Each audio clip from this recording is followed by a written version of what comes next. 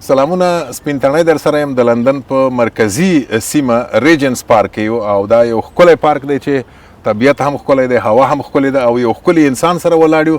فضل حکیمي چې د فلم د نړۍ اداکار دی په اصطلاح چې فلمونه جوړوي او په فلمونو کې په خپله کار کوي. حکیمي صاحب په خیر راغلی، ستړی مه شې.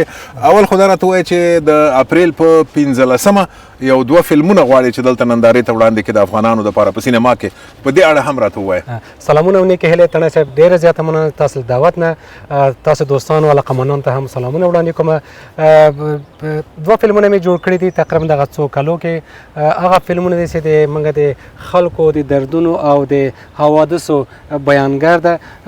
یو بازگشت قصاب یا ریټرن آف د بوچر ده چې ادامه د قصاب د اول دی، یعنی دوم پارت ده سره غلطه. اول پارت په یوټیوب کې دوستانو لیدل ده او بل فلم ده په نامه د فایټ فار یور رایټ چې د یو ښځې د یو کورنۍ په غربت کې د دردونو او د حوادث دوی په ژوند کې دي د هغو لپاره تلاش کوي چې په خارج کې ځان ته آرامش او ژوند ته نجات ورکړي.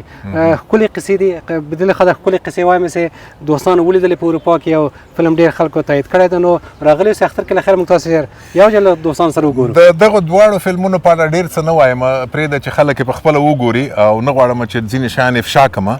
دا د یوه تلوسې په توګه دې له دوی سره پاتې وي. غواړم په مجموع کې د فلمونو په اړه راته ووایه، ټول مو څو فلمونه جوړ کړي دي یا مو کار پکې کړی دی؟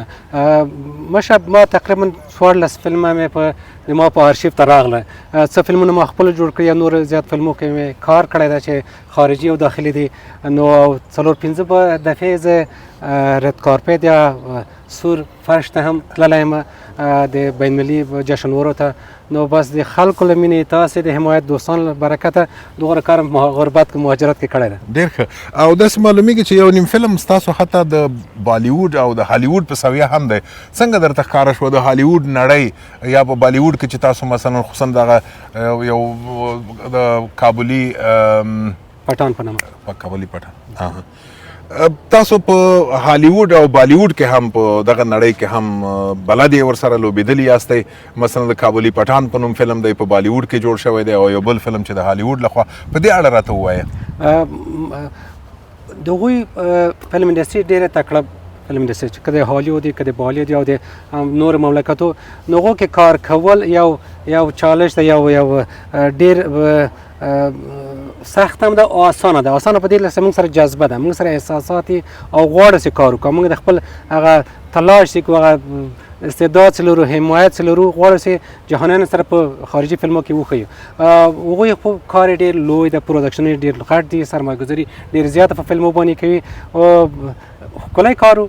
خوشبختانه کابلي پټان په هندوستان کې تکمیل سو او هاینرو چې د کاناډایي پروډکشن ډېر لوی پروډکشن په 3 مملکتو ته لاړو سره فلم جوړ سو. د هغه له برکته فرش سرخ یا رد کارپیت هم لاړم.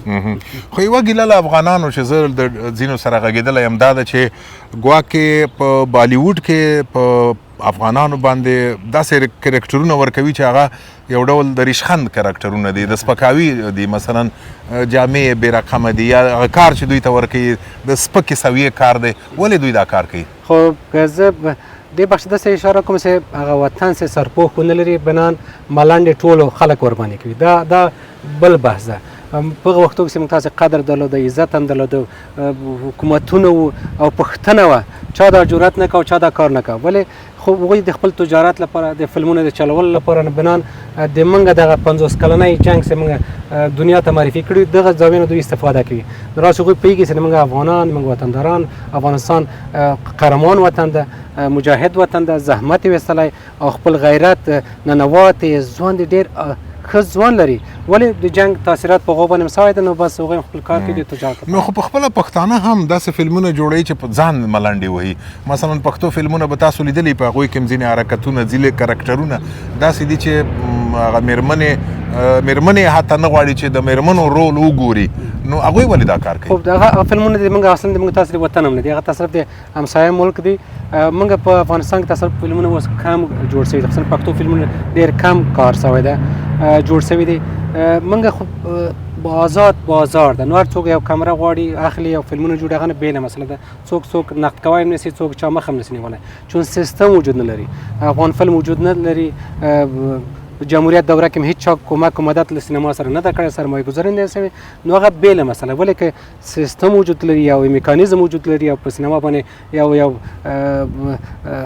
طرح ورته جوړ شي، نو کولی شي ښه سینما ولرو او ډېره باعظمته سینما، ښه نامخوده لوبغاړي لرو، فلم سازان لرو، نو انتظار شي څه وخت موږ هغه درجې ته رسیږو. نو فکر کوئ دغه انتظار به ډېر اوږد شي او که فکر کوئ ستاسو په ژوند کې به داسې یو څه وګورئ په افغانستان کې چې سینما په پښو ودرېږي او کار ورته وشي؟ ځکه که د جمهوریت په وخت کې اوسئ د پیسې ډېرې وي، خو لکه چې تاسو ویل کار ورته ونه شو. اوس بیا شرایط بدل دي، اوس کیدای شي مثلا واکمن حکومت په افغانستان کې فلم ته بیخي اجازه ورنکړي. څه فکر کوئ فلم کومې خواته روان دی؟ فلم ته خو اجازه نه ورکوي، اوس مکتبونه هم تړل شوي ده، دا بله ډېر لویه غمیزه ده. اصلا داسې ده چې زموږ په افغانستان کې د سینما تعریف نه ده سوی. سینما ته فکر کوي چې دا یو تفریحي اضافي یو هنر ده. دراسته سینما یو صنعت ده، سینما د خلکو د دردونو بیانګر ده، هغه کې خپل فرهنګي اړیخې د کلیوالي ژوند، روزګار، حوادث، اتفاقات، هغه څه چې زموږ په ژوند کې روان دي د جنګونو کولی شي موږ تصویر سازي وکړو او ډېر ښه پیغامونه ورکړو. نو بدبختانه سینما ته توجه بیا هم نه ده سوې، سینما باندې کار ونه سو. نو انتظار خو ستا انشاءالله ناهیلې نه یاست، خدای وکړي چې یو ورځ له خیره سینما دروازې هم خلاص شي او ښه سرمایه ګذاري په سینما. نو څنګه د طالبانو حکومت کې مثلا چارواکو ته فرضاً د اطلاعات او فرهنګ وزارت شه یا د سینما په نوم یا د افغان فلم په نوم خو اوس هلته څه نشته، خو د اطلاعات او فرهنګ وزارت چې دا برخه د دوی مربوطه ده، مثلا څنګه ته قناعت ورکولی شي چې ستا فلم د افغانانو، د مسلمانانو او د ټولنې په ګټه دی؟ شرایط زمان فرق کوي. کو غواړي چې مثلا دوی په سینما فعاله کې اجازه ورته ورکړي، کولی شي ګوري هر زمان هر هغه وخت د یو مملکت د خلکو ژوند فرق کوي. دغه شرایط کې ښه فلمونه موږ نور هم جوړولی شي د خلک همدغه شرایطو کې چې اوس فلم لرو، د مکتبو باره کې د کلیوالي ژوند، اتفاقات، سیاسي جنګونه دي، ډېر شیان وطن کې ډېر قصې لرو چې سینما کولی شي چې ښه مسوجونه ولري او ډېر نظامونه موفقه کړي. نو خواهش کوو چې سینما ته توجه وکړي، سینما آزاده پرېږدي بدون د مسایل د سیاسي نه. سینما یو آزاد هنر ده او د خلکو د ژوند د قصو د دردونو بیانګر ده.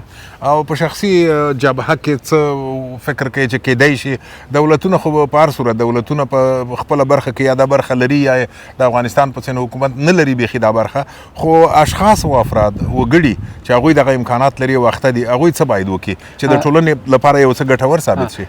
داسې هغوی څه وکړي، ما څه کړي دا دوه مسلې دي.